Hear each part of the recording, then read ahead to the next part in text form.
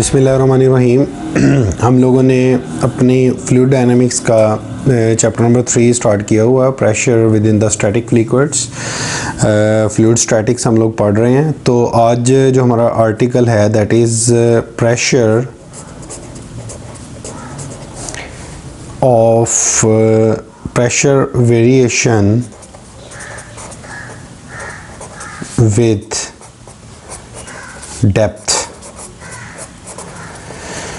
Pressure variation with depth. Last article में हम लोगों ने देखा था कि अगर एक वेसल के अंदर एक पार्टिकल है तो पार्टिकल बियर करेगा अपने सराउंडिंग पार्टिकल से सेम प्रेशर। तो मैं इसको कहूँगा P1 is equal to P2 is equal to P3 that is equal to Pascal law.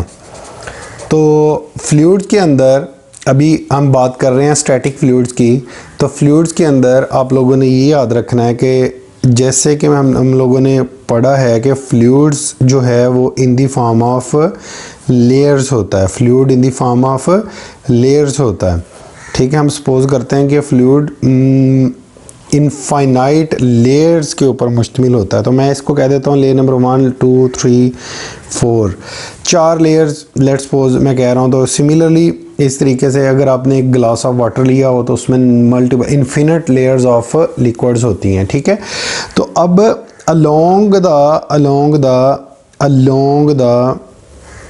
Layer, अगर मैं इस लेयर की बात करूं तो इस एक लेयर को अगर मैं सेपरेट करूं तो ये एक लेयर है, एक इसकी ये डायमेंशन है अलोंग द लेयर और एक इसकी ये डायमेंशन है वर्टिकल द लेयर।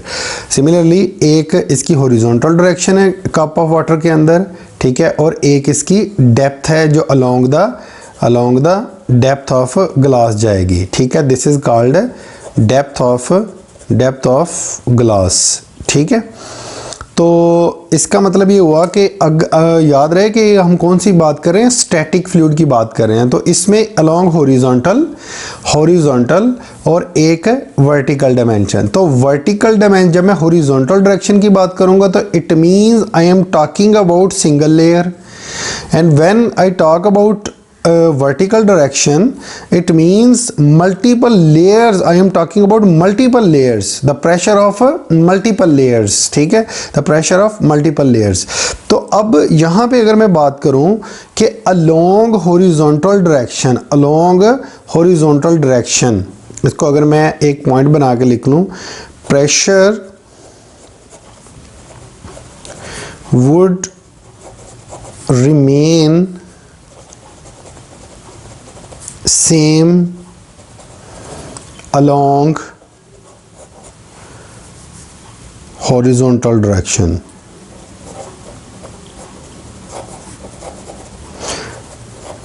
ठीक है, तो हमें क्या पता चला कि जो प्रेशर है, प्रेशर हॉरिजॉन्टल डायरेक्शन में क्या होगा, सेम होगा, जबकि वर्टिकल डायरेक्शन में क्या होगा, प्रेशर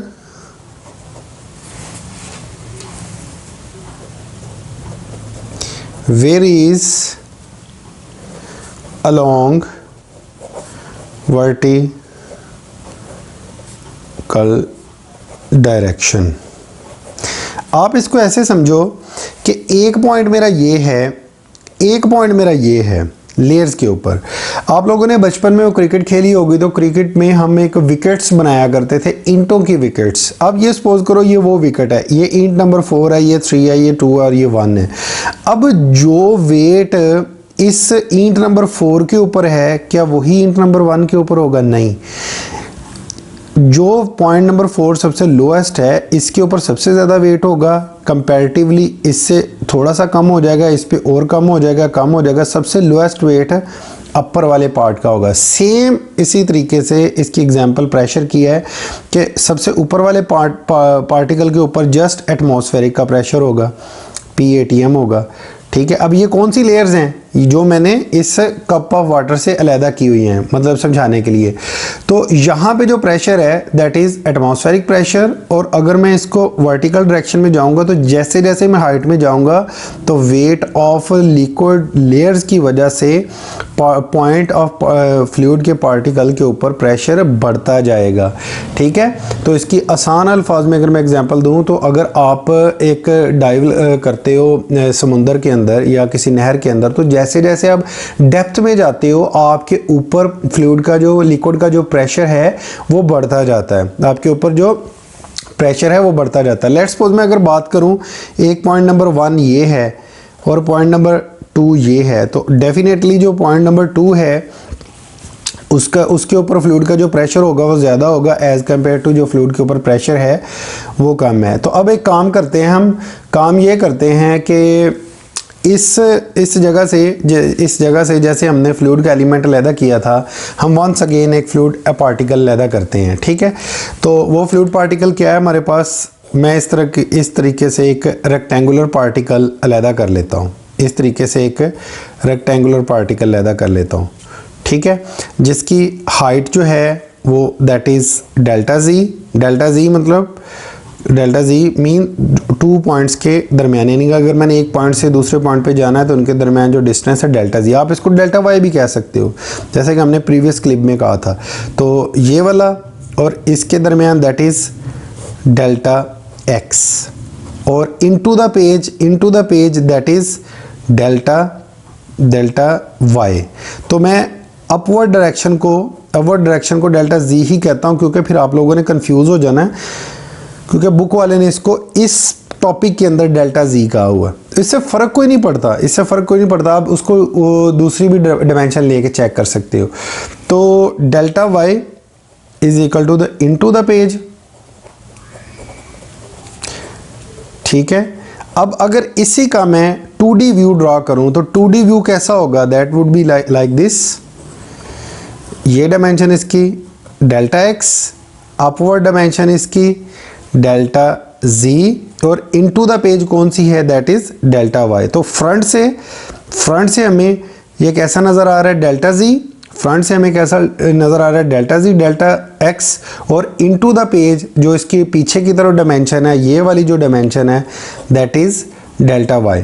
अब जिस तरीके से हमने प्रीवियस आर्टिकल में डेल्टा, ये जो इनटू द पेज डेप्थ थी उस पार्टिकल में जब हमने pressure at a single point निकाला था, तो इनटू द पेज जो डेप्थ थी उसको हमने delta ji is equal to 1 कर दिया था फॉर सिंप्लिसिटी। तो सिमिलरली इस केस में भी हम क्या करेंगे कि delta Y is equal to 1 put कर देंगे। लेकिन सबसे पहले मैं इस 3D पार्टिकल के ऊपर फोर्स लगाता हूँ। अब ये पार्टिकल यहाँ पे पड़ा हुआ था, ठीक है, तो इसके हर तरफ से जो प्रेशर था वो क्या लग रहा था, कंप्रेसिबल प्रेशर लग रहा था ऐसे।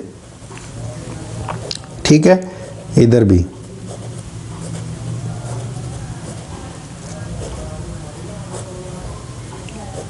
ठीक हो गया। ओके, अब अगर मैं इसको अलहदा करूं तो यहाँ पे ये वेट भी लग रहा है mg, तो इसका कोऑर्डिनेट कैसा बना, upward delta Z and rightward delta X. Okay, अब मैं इसके ऊपर लगाता हूँ sigma F ji is equal to M A Z is equal to 0। ये रिलेशन बहुत इंपॉर्टेंट है, ये आपको इसकी अंडरस्टैंडिंग होनी चाहिए। ठीक है, इसको देखें। अब क्वेश्चन ये है कि व्हाट इज दिस, हम एफएससी में क्या पढ़ते हैं, F is equal to M में, that is Newton second law. इसको ध्यान से समझिएगा, यहाँ पे हम 2 ब्रांचेस ऑफ साइंस को अलहदा करने वाले हैं। F is equal to M A का मतलब है कि अगर मैंने किसी बॉडी के ऊपर फोर्स लगाई है तो उसमें एक्सेलरेशन पैदा हुआ है। एक्सेलरेशन को मैं आसान अल्फाज में कहूँगा दैट इज़ मोशन। अगर किसी ब्लॉक के ऊपर मैंने फोर्स लगाई है ना, और वो फोर्स के अंदर मोशन आई है, क्या आई है, मोशन। मैंने फोर्स लगाई और उसमें मोशन आई। कैसी मोशन, कि जितनी फोर्स मैं लगाता जाऊँगा उसकी मोशन उतनी ही ज़्यादा बढ़ती जाएगी, उतनी ही ज़्यादा। तो ये हो गया हमारे पास न्यूटन सेकंड लॉ। इसका मतलब ये है कि फोर्स के ज़ेरे असर अगर कोई बॉडी मूव करना शुरू कर दे तो मोशन आ गई। Motion mean dynamics. डायनामिक्स, यानी कि वो स्टैटिक नहीं रही बल्कि डायनामिक हो गई। ठीक है, अब मैंने अगर फोर्स लगाई है, फोर्स लगाने के बाद ये मोशन नहीं आई, फोर्स लगाने के बाद ये मोशन नहीं आई, तो मैं क्या कहूँगा, F इज इक्वल टू 0, क्योंकि M में क्या हो गया 0। अब ये जो ब्रांच ऑफ फ्लूइड है दैट इज कॉल्ड स्टैटिक्स। ठीक है, अगर मैं इक्विलिब्रियम की कंडीशन लगाता हूँ ना F इज इक्वल टू 0, इसका मतलब है कि जब हमने फोर्स लगाई है तो उसकी मोशन नहीं हुई, बॉडी इक्विलिब्रियम में चली गई। अगर कोई फोर्स लगी है और बॉडी ने मूव किया है तो इसका मतलब है कि बॉडी डायनामिक हालत में है। ठीक है, अब जैसे नहर के अंदर चलता पानी है, दैट इज उसके ऊपर एटमॉस्फेरिक की फोर्स लग रही है और वो मूव कर रहा है डायनामिक कंडीशन में। हम उसकी बात नहीं कर रहे, हम ये बात कर रहे हैं कि एक ग्लास ऑफ वाटर के अंदर अगर एटमॉस्फेरिक प्रेशर लग रहा है तो उस ग्लास ऑफ वाटर के अंदर कोई फ्लूइड किसी डायरेक्शन में मूव नहीं कर रहा, उसी जगह पे पड़ा हुआ है। ठीक है, जस्ट लाइक मतलब आप स्ट्रक्चर्स की बात कर लो कि जैसे बिल्डिंग्स के ऊपर हवा अपनी फोर्स लगाती है तो बिल्डिंग्स अपनी जगह पे खड़ी रहती हैं, तो buildings are static as compare to अगर मैं किसी कार के ऊपर फोर्स लगाऊंगा तो कार आगे मूव करना शुरू कर देगी। तो इसलिए sigma is equal to F is equal to M है। तो ये बात आपने हमेशा याद रखनी है कि जब आपने एक वो पढ़ी होगी, अपना सब्जेक्ट पढ़ा होगा इंजीनियरिंग मैकेनिक्स स्टैटिक्स, तो स्टैटिक्स में आपने always F is equal to 0 लगाया होगा इक्विलिब्रियम के लिए। आगे आप ना अगले सेमेस्टर में, आई डोंट नो कि आपने पढ़ लिया या पढ़ना है, जब भी आप डायनामिक्स का सब्जेक्ट पढ़ोगे ना, जब भी आप डायनामिक का सब्जेक्ट पढ़ोगे, इंजीनियरिंग मैकेनिक्स डायनामिक्स भी आएगा ना आगे, तो उसमें आप F इज इक्वल टू 0 की बजाय क्या लगाओगे, F is equal to M। ठीक है, तो सिमिलरली यहां पे इस कंडीशन में मैंने सिग्मा एफ का मतलब है कि सम ऑफ ऑल फोर्सेस, चूंकि हमने बताया था कि फोर्सेस दो तरह की होती हैं, body forces and surface force. Body force का मतलब है जो पूरी की पूरी बॉडी के यानी कि 3D के ऊपर लगे, इट मींस कि वो वॉल्यूम के ऊपर लगे, तो उसको हमने बॉडी फोर्स का नाम दिया था। प्लस सरफेस फोर्स कौन सी थी, जो एरिया के ऊपर लगे यानी 2D के ऊपर लगे। तो sum of force is equal to 0, तो that is called fluid static, that is called fluid static. अब ये जो पार्टिकल था, ये पार्टिकल डायनामिक हालत में था या मूविंग हालत में था? ये जो पार्टिकल हमने लिया है ये कहाँ से लिया है? ये हमने यहाँ से लिया था, ये हमने यहाँ से लिया। यहाँ से हमने सपोज किया कि हम इसको 3D एलिमेंट में एक रेक्टेंगुलर कंपोनेंट की फॉर्म में लैदा करते हैं अपनी सिंप्लिसिटी के लिए। ठीक, हमने कहा जी हमारा पार्टिकल ऐसे रेक्टेंगुलर फॉर्म में था, इससे हमने 2D में इसको कन्वर्ट किया। क्यों? डेल्टा वाई को हमने इग्नोर कर दिया जो इसकी बैक एंड पे थी। हमने ये पार्टिकल लिया, अब ये है स्टैटिक कंडीशन में, तो इसके ऊपर अगर मैं इक्विलिब्रियम कंडीशन लगाऊंगा तो वो sigma F ji is equal to 0 लगेगी। ठीक है, sigma F ji is equal to 0 लगेगी। अब हम देख लेते हैं कि इसके ऊपर अगर लेट्स सपोज ये P1 है ना, अपवर्ड डायमेंशन में लग रहा है, तो दैट इज P2 इस डायमेंशन में लग रहा है। ठीक है, इसको मैं P1 कह देता हूं, जो ऊपर लग रहा है दैट इज P1, और जो इस डायमेंशन में लग रहा है दैट इज P2। ठीक है, अब हम देख लेते हैं P1 अब अपवर्ड डायमेंशन में जो लग रहा था दैट इज P1, और इस डायमेंशन में जो लग रहा था दैट इज P2।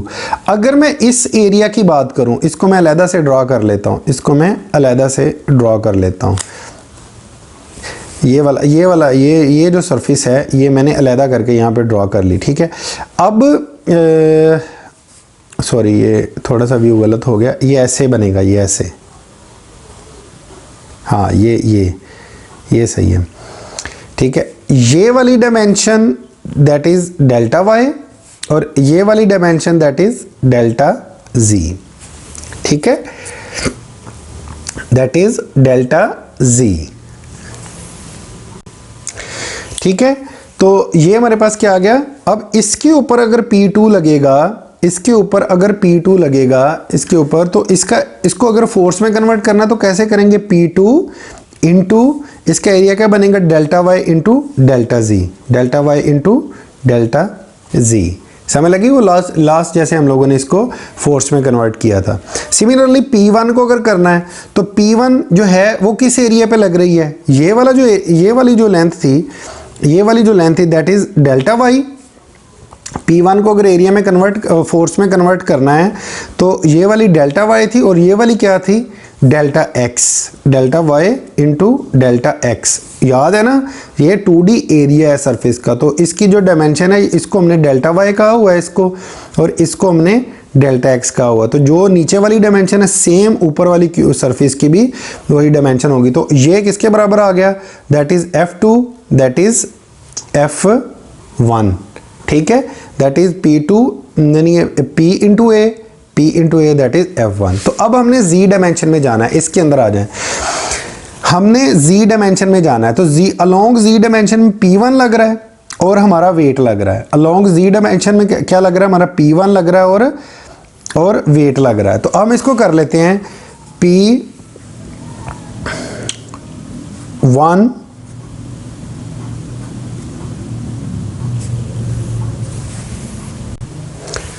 ठीक है, और इसी तरीके से जो नीचे से प्रेशर लग रहा है मैं इसको P3 का नाम दे देता हूं, ठीक है। अब जो Z डायमेंशन में लग रहा है is equal to P1 into इसका जो एरिया था वो क्या था, डेल्टा वाई डेल्टा एक्स था। तो यहाँ पे मैं क्या लगा दूंगा, delta y into delta x, ठीक है। ये याद रहे ना कि इसके ऊपर मैं कर रहा हूँ, इसके ऊपर, ठीक है। P1 चूंकि नीचे की तरफ लग रहा था तो इसलिए यहाँ पे मैं पुट करूँगा नेगेटिव, ठीक हो गया। सिमिलरली अब P3 है, तो P3 के लिए प्लस P3 हाँ जी। अब ये कौन सा area, that is delta x और into the page delta Y. तो एरिया क्या आ गया, डेल्टा एक्स डेल्टा वाई, ठीक है। अब तीसरी फोर्स कौन सी लग रही है, दैट इज वेट। तो वेट हमारे पास क्या था, माइनस रो जी इंटू, अब वॉल्यूम पूरा लेंगे हम, delta x delta y delta ji is equal to 0, okay. Delta x delta y and delta ji is equal to 0। ये हमने अभी अलोंग Z डायमेंशन में इक्विलिब्रियम की कंडीशन लगाई है, sigma F is equal to 0, ठीक है। अब जो बुक वाला करता है, बुक वाला इसको P1 कह देता है, इसको P2 कह देता है, ठीक है। इससे कोई फर्क नहीं पड़ता, मैं एंड पे आप इसको P2 कह लें, इसको P3 कह लें, इसको P4 कह लें, तो इससे कोई फर्क नहीं पड़ता, सिर्फ अपोजिट डायमेंशन में करना है। तो अब हम क्या करते हैं, हमने चूंकि इनटू द पेज को इग्नोर करना है, अपनी सिंप्लिसिटी के लिए डेल्टा वाई को हम इग्नोर कर देते हैं, put delta Y is equal to 1। तो हमारे पास क्या आ गया, P3 delta x minus P1 delta z minus rho g delta x delta ji is equal to 0, ठीक है। यहाँ पे दैट इज डेल्टा एक्स। अब डेल्टा एक्स क्या है, डेल्टा एक्स हमारा क्या था, डिस्टेंस था। डेल्टा एक्स क्या था, डिस्टेंस था। तो ये कौन सा डिस्टेंस था, दैट इज हॉरिजॉन्टल डायरेक्शन में, और डेल्टा जी कौन सा डिस्टेंस था, वर्टिकल डायमेंशन में डिस्टेंस था। तो हमें चूंकि पता है कि जो हॉरिजॉन्टल डायमेंशन में प्रेशर की वेरिएशन होती नहीं है, तो इसलिए मैं इसको कांस्टेंट सपोज करके डेल्टा एक्स जो है ना वो कॉमन ले लेता हूँ। P3 minus P1 minus rho g delta ji is equal to 0। तो डेल्टा एक्स उधर जाके डिवाइड हो गया तो 0 हो गया। P3 minus P1 minus rho g del z is equal to 0। तो इसको मैं P3 minus P1 is equal to rho g delta z लिख लूँ, और इसको मैं delta P is equal to rho g delta z. हमारे पास स्पेसिफिक वेट क्या होता है, वेट पर यूनिट वॉल्यूम, और वेट हमारे पास किसके बराबर होता है, mg के। वॉल्यूम और मास किसके बराबर होता है, रो वी के, g ओवर v। तो v से v कट गया, तो हमारे पास स्पेसिफिक वेट किसके बराबर आ गया, रो g के, ठीक है। तो अब मैं इसको इधर पुट कर देता हूं, तो delta p is equal to specific weight delta z, ठीक है। अब यहाँ पे ये देखें कि हमारी ये इक्वेशन बनी है, डेल्टा P यानी कि pressure variation between 2 points, pressure variations between two points, यानी कि अगर मैं वर्टिकल डायमेंशन से ये दो पॉइंट लूँ, यहाँ पे P1 था, यहाँ पे P3 था, तो P3 माइनस, यानी कि ये नीचे वाली सरफेस है ना, तो ये ग्रेटर होगी, ग्रेटर माइनस लोअर, ये किसके बराबर होगी, ये स्पेसिफिक वेट कांस्टेंट है, तो ये डायरेक्टली जो प्रेशर डिफरेंस है वो डायरेक्टली प्रोपोर्शनल किसके हो जाएगा, डेल्टा जी के। और डेल्टा जी क्या था हमारे पास, delta ji is the height between these two points, delta z height between these two points. तो इसका मतलब ये हुआ कि जो आपके पास प्रेशर डिफरेंस है along vertical dimension, along vertical direction, वो यानी इस पॉइंट से लेके इस पॉइंट तक प्रेशर डिफरेंस कितना आएगा, वो किसके डायरेक्टली प्रोपोर्शनल होगा, इसके दरमियान जो हाइट डिफरेंस, जितना ज़्यादा हाइट डिफरेंस होता जाएगा उतना ही ज़्यादा आपके पास डेल्टा P निकलता आएगा। ठीक हो गया, ये तो हो गया हमारे पास लिक्विड की डायमेंशन, ये होगी हमारे पास लिक्विड की डायमेंशन।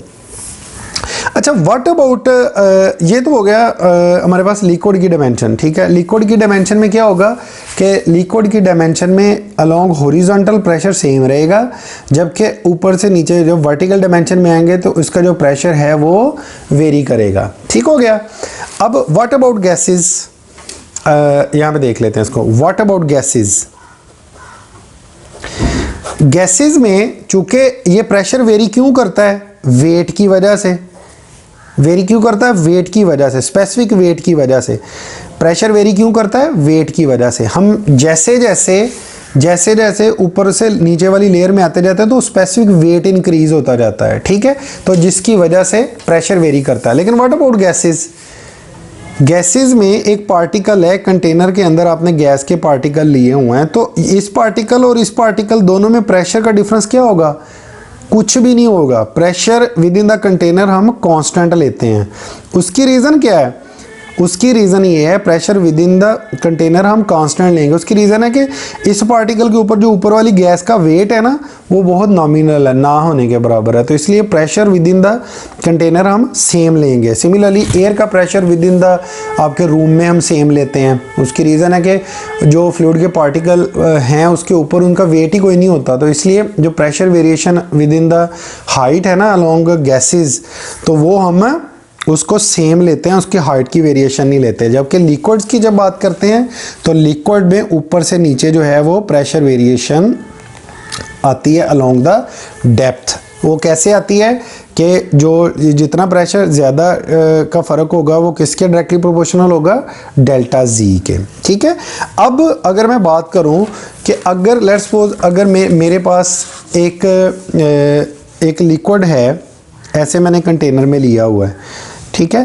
तो लेट्स सपोज ये एक सरफेस थी, इसके ऊपर था P एटमॉस्फेरिक प्रेशर, तो यहाँ पे लेट्स सपोज था P एटमॉस्फेरिक प्रेशर। अब ये वाली जो लेयर है वर्टिकल डायमेंशन में, इसके अलोंग में आने लगा हूँ। ठीक है, अगर मैं इसके अलोंग, इसका थोड़ा सा प्रेशर ज़्यादा होगा, क्यों, क्योंकि इसके ऊपर पिछली लेयर का भी वजन आ गया। इसका प्रेशर कितना होगा, डेफिनेटली थोड़ा सा ज़्यादा होगा। मतलब इस डायमेंशन में मैं एरो इसलिए शो कर रहा हूँ, इसका मतलब ये नहीं है कि मैं इस डायमेंशन में प्रेशर को रहा है, ये जस्ट एक रिप्रेजेंटेशन है कि भाई इस डायमेंशन में इसका प्रेशर बढ़ रहा है। इस डायमेंशन में नहीं, सॉरी, मतलब ये कि इसका, ये जस्ट एक रिप्रेजेंटेशन है, जिसका मतलब ये है कि इसके कंपैरिजन इसका प्रेशर ज़्यादा है, इसका और ज़्यादा हो गया, इसका और ज़्यादा होगा, जो बिल्कुल बॉटम वाली उसका प्रेशर सबसे ज़्यादा होगा, तो इसका प्रोफाइल कुछ ऐसे बनेगा। ठीक है, इसका मतलब ये हुआ कि सबसे ज़्यादा प्रेशर कौन सी लेयर का है के ऊपर, स्टैटिक फ्लूइड में, जो बॉटम के ऊपर है, उससे ऊपर थोड़ा सा कम है, उससे ऊपर थोड़ा सा कम है, तो यहाँ पे जस्ट P एटमॉस्फेरिक प्रेशर है। तो ये जो नीचे वाला प्रेशर होता है ना, नीचे वाला, ये डेफिनेटली एटमॉस्फेरिक प्रेशर से ग्रेटर है। तो हमने पहले क्लिप में पढ़ा था कि वो प्रेशर जो एटमॉस्फेरिक प्रेशर से ग्रेटर होता है, हमने उसको P गेज का नाम दिया हुआ था। किसका नाम दिया हुआ था, P गेज का नाम दिया हुआ था। ओके, अगर मैंने इस पॉइंट पे मैंने अगर P एब्सोल्यूट निकालना है तो वो किसके बराबर होगा, P ATM plus P gauge. ठीक है, और P गेज हमारे पास किसके बराबर है, ये अभी हम निकाल के आए हैं, रो जी डेल्टा जी के। जो वेरिएशन ऑफ प्रेशर है वो किसके डायरेक्टली प्रोपोर्शनल होगी, डेल्टा जी के, प्रेशर डिफरेंस बिटवीन हाइट। तो मतलब वही ना कि इस पॉइंट से इस पॉइंट में जो प्रेशर इंक्रीज होगा वो कैसे इंक्रीज होगा, वो जितनी डेल्टा जी हम बढ़ाएंगे उतना ही वो रो जी के लिहाज से वो इंक्रीज होगा, that is sigma s, gamma s specific weight. तो ये एब्सोल्यूट प्रेशर हो गया हमारे पास एट पॉइंट। अच्छा, अब क्वेश्चन ये है कि मैंने यहाँ पे क्यों डॉट बना दिया है, मैं इधर बना देता, इधर बना देता फिर। तो ये अलोंग हर डायमेंशन में इसका प्रेशर जो है ना वो सेम रहता है। अच्छा, ये कोई अजम्पशन नहीं है कि अलोंग हॉरिजॉन्टल डायमेंशन में फ्लूइड का जो प्रेशर है वो सेम रहेगा। ये एक साइंटिस्ट थे जिन्होंने इस चीज़ को प्रूव किया था। उनका नाम था साइमन स्टीवन एक साइंटिस्ट थे, उन्होंने प्रूव किया था। ये अभी आगे चल के मैं बुक की एक फिगर दिखाता हूँ आपको, उसके अंदर फिर आपको ये क्लियर होगा कि अलोंग हॉरिजॉन्टल डायमेंशन इसका जो प्रेशर है वो सेम रहता है। ठीक हो गया, ओके। ये तो था, ये जो सिनेरियो है, ये वाला सिनेरियो है फॉर कौन से फ्लूइड्स के लिए, जो स्टैटिक हो, नंबर 2 इनकम्प्रेसिबल हो।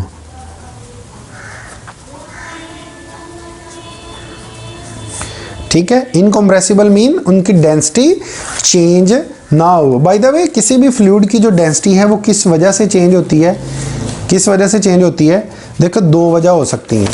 अगर एक स्टैटिक फ्लूइड है, एक स्टैटिक फ्लूइड में अगर डेंसिटी, ये डेल्टा जी जो है वो बहुत ज़्यादा नहीं है, डेल्टा जी बहुत ज़्यादा नहीं है, तो जारी बात है कि इसके ऊपर जो वेट होगा और इसके ऊपर वो बहुत नॉमिनल डिफरेंस होगा, तो हम डेंसिटी नॉर्मली कांस्टेंट ले लेते हैं। लेकिन जब समंदरों की बात आती है तो समंदरों में जब हम मैं प्रेशर की बात नहीं कर रहा, डेफिनेटली प्रेशर इसका ज़्यादा ही होगा, लेकिन मैं मास पर यूनिट वॉल्यूम की बात कर रहा हूँ।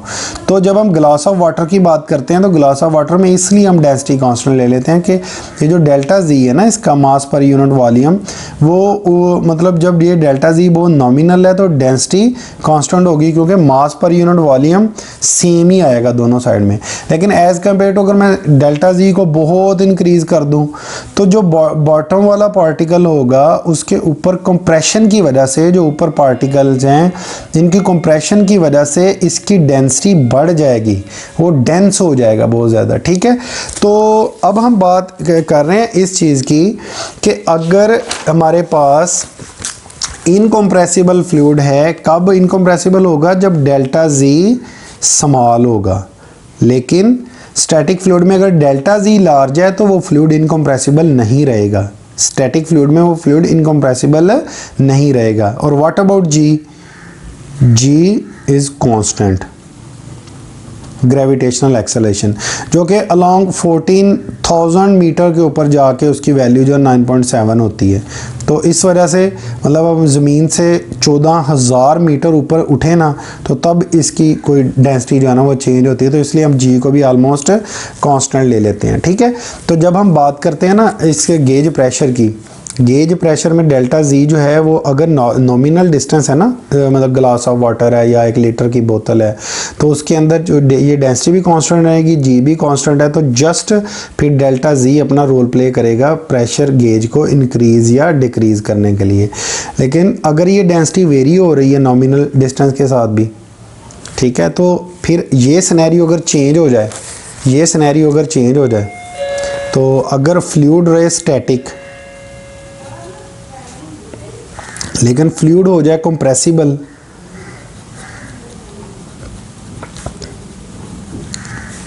लाइक मैंने किसी ऑयल को टेम्परेचर दिया, ठीक है, मैंने किसी ऑयल को टेम्परेचर दिया, टेम्परेचर देने से वो गर्म हो गया, गर्म होने से वो उतने ही डेल्टा जी में, यानी कि थोड़े से डेल्टा जी में उसकी डेंसिटी चेंज हो गई। तो अब जब उसकी डेंसिटी चेंज हुई तो इसका मतलब ये हुआ कि हमें डेंसिटी को सॉल्व करना पड़ेगा पहले। मतलब इस पॉइंट से, लेट्स सपोज इस एक पॉइंट से फ्लूइड का एक लेयर ये थी, एक लेयर ये थी, तो ये मल्टीपल लेयर्स थी। इस लेयर से इस लेयर में आते हुए ये जो डेल्टा जी था ये तो था कांस्टेंट, ठीक है, हम मतलब हमने कहा हुआ कि हमने ये पॉइंट नंबर 1 से लेके पॉइंट नंबर 2 के दरमियान गेज प्रेशर मेजर करना है। अगर तो होता इनकम्प्रेसिबल फ्लूइड तो हमने रो भी कांस्टेंट ले लेनी थी, जी भी कांस्टेंट थी, डेल्टा जी के साथ ये जो डिफरेंस लेके मल्टीप्लाई करना था, जो आंसर आना था that would our be gauge pressure. लेकिन अगर वो कंप्रेसिबल फ्लूइड है कि जैसे हम इस लेयर से इस लेयर पे आए या इस लेयर पे इस लेयर पे आए, इससे इस पे आए, तो इसकी जो डेंसिटी है वो वेरी कर रही है। वेरी से मुराद कि अगर इस लिक्विड को मैं टेम्परेचर दे देता हूँ, तो अगर मैं इसको गर्म करना शुरू कर दूँ यहाँ से, तो इस जगह पे फ्लूइड की जो डेंसिटी है वो कम हो जाएगी एज़ कम्पेयर टू ऊपर वाले की जगह। तो अलोंग वेरिएशन अगर उसी डेल्टा जी पे इसकी जो वेरिएशंस हैं वो लिक्विड की डेंसिटी की अक्कर होती हैं, तो देन हमने इसको इस रिलेशन को कैसे वेरी करना है, इस रिलेशन को कैसे वेरी करना है कि मैं इसमें पी डेल्टा पी, इस रिलेशन में delta P divided by delta G करूँगा, डिवाइडेड बाई डेल्टा जी करूँगा, और इसको मैं माइनस रो जी लिखूँगा। माइनस क्यों? माइनस का मतलब है कि जैसे जैसे मैं हाइट में जा रहा हूँ मेरी डेंसिटी की जो वेरिएशन है, मेरा जो प्रेशर है वो कम होता जा रहा है। मतलब नीचे से जैसे मैं ऊपर की तरफ डेल्टा जी क्या है, डेल्टा जी ऊपर की तरफ हमने पॉजिटिव लिया हुआ है ना, हमारी जो कन्वेंशन थी इस वाले में देखिए डेल्टा जी हमने पॉजिटिव लिया हुआ है ना। तो अब जैसे मैं पॉजिटिव डेल्टा जी पे जाऊंगा तो मेरा जो प्रेशर है वो कम होगा। उस कम प्रेशर को शो करने के लिए मैंने यहाँ पे नेगेटिव पुट कर दिया। तो अब डेल्टा जी जितना है उसको डिवाइड करो, डेल्टा पी पे डिवाइड करेंगे, रो जी से मल्टीप्लाई करेंगे, तो जो प्रेशर आएगा that would be our negative, यानी कि डिक्रीज्ड प्रेशर होगा वो हमारे पास। ठीक है, अच्छा इसको ना अब इंटीग्रेट कर देते हैं। अगर मैंने पॉइंट नंबर 1 से 2 पे जाना है तो मैं क्या करूँगा, delta p is equal to -1 से 2 तक जाना है तो रो जी इंटू डी जी। अब ये डेल्टा जो है वो किस में कन्वर्ट हो गया, डेरिवेटिव में। डेल्टा इज डिस्क्रीट मतलब पॉइंट 1 से पॉइंट 2 के दरमियान, और डेरिवेटिव का मतलब होता है कि हमने इसके ऊपर लिमिट लगा दी है कि delta z approaches to zero कर रहा है। इसका क्या मतलब है, इसका फिजिकल मतलब ये है कि अगर इन दो लेयर्स के दरमियान डेल्टा जी डिस्टेंस था ना, तो ये डेल्टा जी किसको अप्रोच कर गया, ज़ीरो, कि ये लेयर बिल्कुल उठ के इसके करीब आ गई है। ठीक है, दोनों के दरमियान जो डिस्टेंस है ना वो ना होने के बराबर हो गया, delta z approaches to zero. तो अब अगर मैंने पॉइंट नंबर 1 से पॉइंट नंबर 2 में जाना है तो कैसे लेयर्स कंसीडर करूंगा। इंटीग्रेशन का क्या मतलब है कि हर दो लेयर्स के दरमियान जो डेल्टा जी है ना वो approaches to zero. It means कि कंटिन्यूस मैं फ्लूइड की बात कर रहा हूँ, मतलब इतनी लेयर्स मैं, मतलब इन्फिनिट लेयर्स मैं कंसिडर कर रहा हूँ, तभी इन्फिनिट कंसिडर करूँगा तो उनके दरमियान delta z approaches to zero होगा ना। तो अगर मेरी डेंसिटी वेरिएबल है तो पॉइंट नंबर 1 से 2 में जाने के लिए मुझे गेज प्रेशर निकालने के लिए ये रिलेशन यूज़ करना पड़ेगा। लेकिन अगर मेरा इनकम्प्रेसिबल है तो मुझे गेज प्रेशर निकालने के लिए ये रिलेशन यूज़ करना पड़ेगा। ठीक है, अब ये जो पी एटमॉस्फेरिक प्रेशर और पी गेज हमने निकाला है, और हमने यहाँ पे ये एक बात की थी कि pressure variation along horizontal dimension जो है वो सेम रहता है। P1 = P2 P3 = pascal law के बराबर हमने इसको कह दिया था। यहाँ पे ना एक और पास्कल लॉ का एक हम कॉन्सिक्वेंस डिस्कस कर लेते हैं, कॉन्सिक्वेंस ऑफ पास्कल लॉ। ठीक है, पास्कल लॉ का एक कॉन्सिक्वेंस। पास्कल लॉ जो है ना वो हमें ये बताता है कि हॉरिजॉन्टल डायमेंशन में इस पॉइंट पे ले लूँ या इस पॉइंट पे ले लूँ, दोनों में P1 जो है ना वो बराबर हैं हॉरिजॉन्टल डायमेंशन में। तो अगर एक मेरे पास ऐसा पॉट है, लेट्स सपोज, ठीक है, और यहाँ पे ये वाटर भरा हुआ है, तो इस पॉइंट पे जो प्रेशर है और इस पॉइंट पे जो प्रेशर है, इस पॉइंट पे और इस पॉइंट पे जो प्रेशर है, वो हॉरिजॉन्टल डायमेंशन में वो सारे के सारे क्या होंगे, 1 2 3 4। तो P1 = P2 = P3 = P4। Horizontal dimension में ये प्रेशर जो है ये बराबर होगा। सिमिलरली अगर एक मेरे पास ये एक पॉट है, ठीक है, और मेरे पास एक बड़ा पॉट है, ठीक है, तो तो दोनों में अगर हॉरिजॉन्टल डायमेंशन में इधर भी लिक्विड है और इधर भी लिक्विड है, तो पास्कल लॉ के मुताबिक यहाँ पे जो P1 होगा और यहाँ पे जो P2 होगा, दोनों P1 is equal to P2 होंगे। That is pascal law. यानी हॉरिजॉन्टल डायमेंशन में जो प्रेशर है वो हमारे पास सेम रहता है। हॉरिजॉन्टल डायमेंशन में हमारे पास जो प्रेशर है सेम, लेकिन जो प्रेशर वेरिएशन का कैसे करेगा, वेरिएशन अलोंग डेप्थ कैसे करेगा, वो करेगा हमारे पास रो जी एच के मुताबिक। ठीक है, इस चीज़ को साइमन, वो मैंने आपको बताया था कि स्टीफन साइमन ने, यानी कि साइमन स्टीवन ने इस चीज़ को साबित किया था सबसे पहले। और जो हॉरिजॉन्टल डायमेंशन में सेम है, दैट इज़ पास्कल लॉ। यहाँ पे ना ये जो प्रिंसिपल है कि अगर यहाँ पे मैं कोई फोर्स लगाता हूँ ना F1, ठीक है, तो इस पिस्टन के ऊपर जो फोर्स प्रेशर लगेगी वो क्या होगा, P1 is equal to F1 over A1. A1 is the area of that piston. ठीक है, A1 is equal to area of that piston. और यहाँ पे अगर इधर से मैं कंप्रेसिबल फोर्स लगाता हूँ तो ये पिस्टन जो है ये ऊपर की तरफ जाएगा F2, तो हमारे पास P2 किसके बराबर आ गया, F2 डिवाइडेड बाई A2। अगर मैंने फोर्स 1 लगाई है, इसका एरिया है A1, तो ये पिस्टन इस लिक्विड के ऊपर जो P1 लगाएगा वो इस चीज़ के बराबर होगा। ठीक है, और ये जो लिक्विड है ये इसके अंदर जो प्रेशर P2 प्रोड्यूस होगा, ऑब्वियसली जो P2 प्रोड्यूस होगा वो किसके बराबर होगा, जो फोर्स पिस्टन के अंदर जो फोर्स लगेगी वो किसके बराबर होगी, प्रेशर और एरिया का मल्टीपल होगी आपस में। ठीक हो गया। इसका मतलब ये हुआ कि हम पहले ही कह चुके हैं कि P1 is equal to P2 के जितना यहाँ पे ये पिस्टन प्रेशर यहाँ पे लगाएगा, एग्जैक्टली उतना ही प्रेशर हॉरिजॉन्टल डायमेंशन में इस जगह पे लगेगा जाके। ठीक है, उसकी रीज़न देखें, इसको ज़रा सपोज भी कर लेना कि इक्वल कैसे बन जाता है।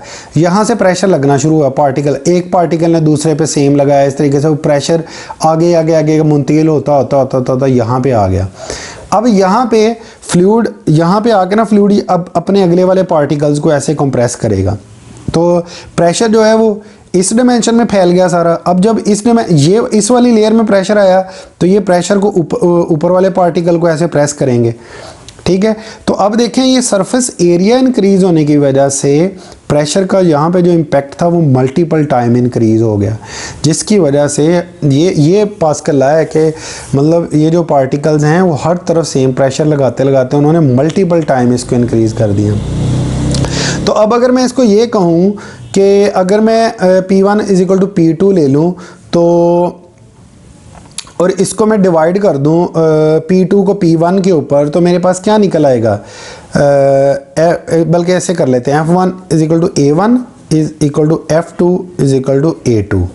तो यहाँ पे मेरे पास क्या आ गया, F2 ओवर F1 ये इधर आ गया और is equal to A2 over A1। This is the main principle of hydraulic jack. ये वो प्रिंसिपल है जो हाइड्रोलिक जैक में लगता है। क्या कम फोर्स लगाते हो, कम फोर्स ने मल्टीपल टाइम यहाँ पे प्रेशर इंक्रीज हुआ और आप यहाँ पे हाईएस्ट फोर्स के साथ कोई गाड़ी वगैरह यहाँ पे उठा लेते हो। अब यहाँ पे देखें ना, F2 कौन सी थी जो अगले पिस्टन पे हमें मिलनी थी, F2 कौन सी थी जो इस पिस्टन पे हमें मिलनी थी, तो F2 is equal to F1 कौन सी थी जो यहाँ पे हमने अप्लाई की थी। अब अगर मैं ये कहूँ कि पिस्टन A1 और A2 का जो एरिया डिफरेंस है, अगर A2 लेट्स सपोज मैं 10 गुना बड़ा ले लूँ A1 से, तो इधर देखें, अगर मैं A2 ले लूँ अपना 10 और A1 ले लूँ 1, ठीक है, तो अगर मैं F1 जस्ट 100 न्यूटन अप्लाई करूँ ना, तो मेरी F2 कितने टाइम इंक्रीज हो जाएगी, 1000 न्यूटन टाइम्स। ठीक है, तो इसका मतलब क्या हुआ कि हम थोड़ी फोर्स यहाँ पे अप्लाई करके मल्टीपल फोर्स उठा सकते हैं with a huge impact by using the pascal law principal. तो ये हाइड्रोलिक जैक का प्रिंसिपल है जो हम आगे चल के हाइड्रोलिक मशीन में या FM2 के अंदर पढ़ेंगे, लेकिन उसकी एप्लीकेशन कहाँ पे आ रही है, पास्कल लॉ के अंदर। ठीक है, तो आज हमारा जो प्रेशर वेरिएशन अलोंग डेप्थ था वो कंप्लीट हो गया है। उसमें हमने 2-3 चीज़ें पढ़ी हैं बेटा, मैं इसको रिपीट कर देता हूँ। नंबर 1 पे हमने ये कहा कि अगर हम आपका फ्लूइड है इनकम्प्रेसिबल और वो स्टैटिक है तो आपकी जो वेरिएशन है हॉरिजॉन्टल डायमेंशन में सेम रहेगी, जबकि वर्टिकल डायमेंशन में वो गेज प्रेशर की सूरत में यानी कि रो जी एच की फॉर्म में वो चेंज होगी। दूसरा सिनेरियो क्या है कि अगर आपका फ्लूइड इनकम्प्रेसिबल है तो आपको पॉइंट नंबर 1 और पॉइंट नंबर 2 में जाने के लिए इंटीग्रेशन करनी पड़ेगी, इंटीग्रेशन वाला रिलेशन यूज़ करना पड़ेगा आपको, ठीक है। तो उसके बाद हमने एक कॉन्सिक्वेंस डिस्कस किया आज के, जो कि जिसका हमें एडवांटेज जो हुआ वो इन दी फॉर्म ऑफ A1 और A2 को हुआ। तो इससे इधर से मुझे एक बात याद है कि हम इस रेशो को एक नाम भी देते हैं, दैट इज मैकेनिकल एडवांटेज। ये हमें एडवांटेज इसलिए मिलता है कि वो फोर्स उतने गुना इंक्रीज कर देती है ये चीज़, ठीक है। तो चलें जी, अपना बहुत सारा ख्याल रखिएगा। इंशाल्लाह अगले लेक्चर के अंदर हम मिलते हैं। 3.2 हम लेक्चर स्टार्ट करेंगे, दैट वुड बी मानोमीटर।